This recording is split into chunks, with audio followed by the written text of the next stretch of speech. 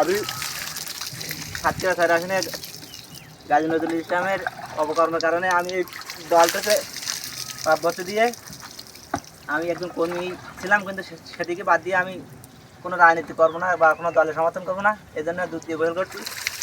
সবাইকে ধন্যবাদ।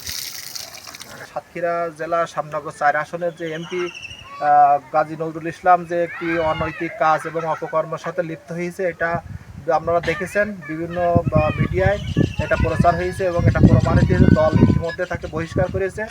তো এই জন্য সে খুবই মর্মাহত এবং আমরা সবাই এই শ্যামনগর এবং তথা এই অঞ্চলের মানুষ সবাই মর্মাহত এবং আমরা এটাকে ধিক্কার জানাই এবং নিন্দা জানাই।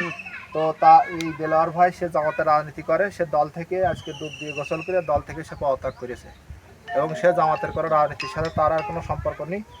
তো আমরাও এই গাজী নজরুল ইসলামের এই যে 4 আসনের এমপি হিসেবে তাকে দেখতে চাই না, তাকে দ্রুত পদত্যাগের আহ্বান জানাচ্ছি।